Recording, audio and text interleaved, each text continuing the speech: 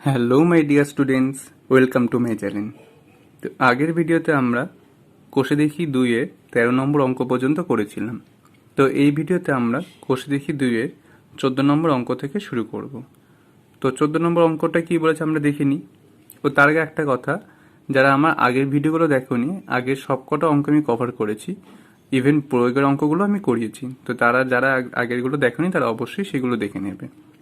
তো 14 নম্বর অঙ্কটা কি বলেছে, একই সময় অমল রায় ব্যাংকে ও পশুপতি পোস্ট অফিসে 2,000 টাকা করে জমা রাখেন।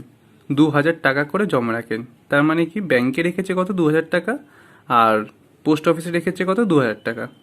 3 বছর পর মানে সময় কত? 3 বছর।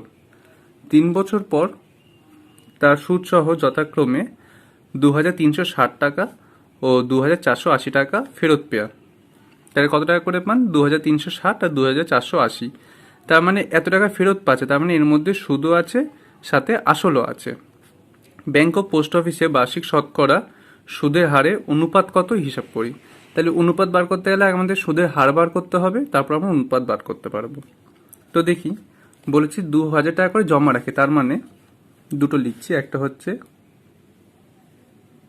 ব্যাংক, আমি তোমাদেরকে বোঝানোর জন্য এভাবে লিখছি, তোমরা পরীক্ষার হলে ঠিকমতো গুছিয়ে লিখবে। একটা হচ্ছে পোস্ট অফিস। তো ব্যাংকের ক্ষেত্রে আসল কত? আসল কত আমার? 2,000 টাকা। আর পোস্ট অফিসের ক্ষেত্রে আসল কত? 2,000 টাকা। তাহলে কত করে? 2,000 টাকা। এখানেও আসল কত? 2,000 টাকা। এত অব্দি বোঝা গেল। এক্ষেত্রে সুদ কত? এখানে সুদ কত আমরা জানি না, কিন্তু আমরা কি জানি? সুদ আসল মানে কত টাকা ফেরত পাচ্ছে, সুদ আসল মিলিয়ে পাচ্ছে কত? 2,360 টাকা। তাহলে আমরা সুদ আসল কত জানি? 2,360 টাকা। এত টাকাটা কি সুদ আর আসল মিলিয়ে। তাহলে এই সুদ আসলের মধ্যে যদি আমি আসলটাকে বাদ দিই, তাহলে কি পাবো? সুদ পাবো, যেটা আমার জানা দরকার। তাহলে আসল জানি 2,000 টাকা, তাহলে 2,360 থেকে 2,000 টাকা বাদ দিয়ে তাহলে আমি সুদ পাবো। তাহলে 2,360 মাইনাস 2,000, তাহলে আমি কত পাবো? 360 টাকাটা কি আমার সুদ। এরপর চলে আসি, সুদের হার জানতে চেয়েছে। তার আগে আমরা কি বলে দিয়েছে? সময় বলে দিয়েছে। সময় কত বলেছে? 3 বছর। এই ক্ষেত্রে আসল কত? 2,000। এক্ষেত্রে সুদ কত বার করতে লাগবে? সুদ আসল কত?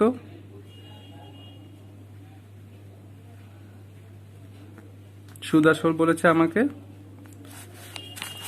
2,480 টাকা, 2,480। তাহলে সুদ কত? 2,480 টাকা থেকে 2,000 টাকা বাদ দিলে সুদ কত বেড়ায়? 480 টাকা। আর সময় কত বলেছে? 3 বছর। এত অব্দি বোঝা গেল।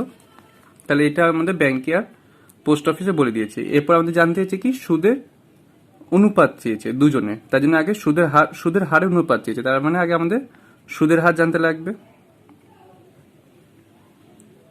সুদের হার আমি কি ধরছি? 8 ধরে নিলাম। তাহলে এই ক্ষেত্রে শর্তানুসারে লিখছি না, তোমরা লিখে নেবে। কি হচ্ছে? P into T into R divide by 100 equal to কি হয়? আমাদের আই হয়। পি হচ্ছে কি? আমার আসল 2,000 টাকা। তাহলে লিখছি 2,000 ইন্টু সময় কত আমরা জানি? 3 বছর, ইন্টু 3 ইন্টু আর কত আমরা জানি না, আমাদেরকে বলেনি, এটা আমাদেরকে বার করতে লাগবে। তাই আর রেখে দিলাম, ডিভাইড বাই কত? 100। আর ইকুয়াল টু সুদের হার কত? মোট সুদ কত? 360 আমরা বার করেছি। তাহলে এখান থেকে আমরা পেয়ে যাচ্ছি না, 0 0 কাটলাম, এদিকে অল লিখে 20 ইন্টু 3 কত হচ্ছে? 60 into R is equal to 360। আশা করি বুঝতে পারছো। এরপর অর দিয়ে এদিকে কি মাল্টিপ্লাই আছে, এদিকে গেলে কি হবে, ডিভাইড হবে। আর ইকুয়াল টু 360 ডিভাইড বাই 60, তাহলে 0 0 কাটা গেল, আর 6 দিয়ে 36কে কাটলে 6 আসলো। তাহলে আর কত আমাদের 6%। এটা কিসের করলাম, ব্যাংকের করলাম। এরপর করব কিসের, পোস্ট অফিসে। পোস্ট অফিসে এখানেও শর্তানুসারে তোমরা লিখে করবে, আমি লিখছি না। পি ইন্টু টি ইন্টু আর, সেম ভাবে আমরা করবো, ডিভাইড বাই 100 ইকুয়াল টু কি হয় আমাদের, আই হয়। এরপর পি কত আমাদের 2000 টাকা, ইন্টু সময় কত 3 বছর, ইন্টু আর কত আমি জানি না, তাই আমি এখানে আর সুদের হার কত জানি না, তাই আমি এটাকে এক্স ধরছি। তাহলে আমি এখানে কি করলাম, এক্স করলাম, ডিভাইড বাই 100 ইকুয়াল টু মোট সুদ আমরা কতবার করেছি, 480। এত অব্দি বোঝা যাচ্ছে আশা করি। 0 0 কাটলাম, এদিকে 20 ইন্টু 3 কত হচ্ছে 60 ইন্টু এক্স, অর্ধে লিখবে। তোমরা কিন্তু ভালো মতো পরীক্ষার খাতায় প্রেজেন্ট করো, এভাবে লিখবে না, আমি তোমাদেরকে এভাবে করাচ্ছি, তোমরা এতে ভালো মতো বুঝতে পারো। তাহলে মাল্টিপ্লাইটা দিকে গেলে কি হবে, ডিভাইড হবে। এর পরের স্টেজে আমি সেটা করছি, অর্ধ দিয়ে X equal to 480 divide by 60। এরপর 0 0 কাটলাম, 6 7 42, 6 8 48। তাহলে সুতরাং এক্স ইকুয়াল টু কত, 8%। এরপর কি জানতে চেয়েছে, ওদের দুজনের অনুপাত। তাহলে লিখছি ব্যাংক ও পোস্ট অফিসের সুদের হারের অনুপাত ইকুয়াল টু, এখানে কত 6% পেয়েছি, 6 ইস টু এদিকে কত পেয়েছি 8% পেয়েছি, 8। তাহলে 2 দিয়ে কাটলে 3:4। আশা করি তোমরা বুঝতে পারলে। তো এবার আমি 15 নম্বর অঙ্কে চলে আসি। দেখি 15 নম্বর অঙ্কটা কি বলেছে। একটি তাঁত সমবায় সমিতি তাঁত ক্রয় করার সময় 15,000 টাকা ধার করেন। কত টাকা, 15,000 টাকা ধার করেন। 5 বছর পর সেই ধার শোধ করতে সমবায় সমিতিকে 22,125 টাকা দিতে হলো। তার মানে বেশি দিতে হচ্ছে। 5 বছর পর সময় কত, 5 বছর, কত টাকা ধার করেছিল 15,000, তার মানে আসল কত 15,000, আর 22,000 টাকা সবটা মিলিয়ে দিতে হচ্ছে, তার মানে 22,000 টাকাটা কত আমার সুদ আসল, যার মধ্যে সুদও আছে সাথে এই 15,000 আসলও আছে। ব্যাংকের বার্ষিক শতকরা সুদের হার কত নির্ণয় করি, মানে আমাদের কি জানতে চেয়েছে, আর জানতে চেয়েছে। তাহলে লিখি আমি একে একে, কি না আমাদেরকে কি বলেছে, আসল বলেছে। আসল কত 15,000 টাকা। এরপর কি বলেছে আমাদের, সময় বলেছে। এটা খুবই সহজ অঙ্কটা, কত 5 বছর। এরপর কি বলেছে, সুদ আসল দুটো মিলিয়ে বলেছে। কত বলেছে, 22,125 টাকা এই বলেছে। তার মানে এখানে সুদও আছে সাথে আসলও আছে। তার মানে আমি যদি আসলটাকে বাদ দিই তাহলে কি পাবো, সুদ পাবো। তাহলে লিখি মোট সুদ ইকুয়াল টু 22,125 মাইনাস 15,000। তাহলে মোট সুদ কত আমাদের, 5 6 7, 7,125। এটা আমাদের কত, মোট সুদ।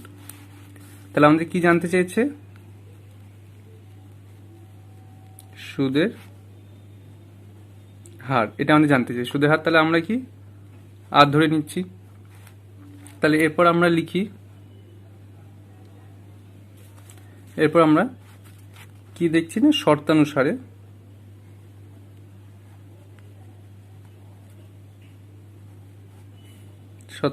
কি বলছে না, পি ইন্টু, আমরা এই ফর্মুলাটা অনেকবার ধরে করছি, তোমাদের আশা করি এতদিনে ভালো মতো মুখস্থ হয়ে গেছে। P into T into R divide by 100 equal to কত আমাদের আই হয়। তাহলে পি কত আমাদের 15,000, পি কত 15,000, সময় কত 5 বছর। আর আমরা জানি না সুদের হার, আর আমরা জানি না, তাই আমরা আরকে আরই রেখে দিচ্ছি, ডিভাইড বাই 100। আর মোট সুদ আমাদের কত বেরিয়েছে 7,125, 7,125। তাহলে অর দিয়ে লিখি, অর দিয়ে 0 0 কেটে গেল, 150 ইন্টু 5 কত হচ্ছে 5 15 75, 750, 0 ছিল তাই 0 বসে গেল, ইন্টু আর ইকুয়াল টু কত হচ্ছে 7125, এই থাকছে। এরপর এখানে কি মাল্টিপ্লাই আছে, দিকে গেলে কি হবে ডিভাইড হবে, তাই অর দিয়ে R is equal to 7125 divide by 750। এটাকে 15 দিয়ে কাটলে কত হচ্ছে 475, আর এটাকে 15 দিয়ে কাটলে কত হচ্ছে 50। এরপর এটাকে 5 দিয়ে কাটলে 10, আর এটাকে 5 দিয়ে কাটলে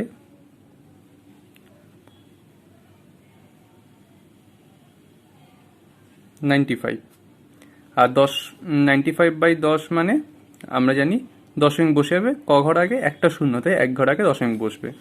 সুতরাং আর ইজ ইকুয়াল টু কত 9.5%।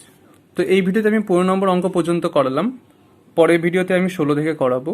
যদি তোমাদের আমার করানো অঙ্কগুলো ভালো লেগে থাকে, যদি তোমরা বুঝতে পারো, তাহলে লাইক করো, কমেন্ট করে জানাও কীরকম লাগছে। আর যদি অন্য কোনো চ্যাপ্টারের অঙ্ক তোমরা পেতে চাও সেটা কমেন্ট করে জানাও, তাহলে আমি সেই চ্যাপ্টারের ওপর পরবর্তী ভিডিওগুলো বানানো শুরু করব। আর রেগুলার আপডেট ভিডিও পেতে চ্যানেলটিকে সাবস্ক্রাইব করো। Thank you.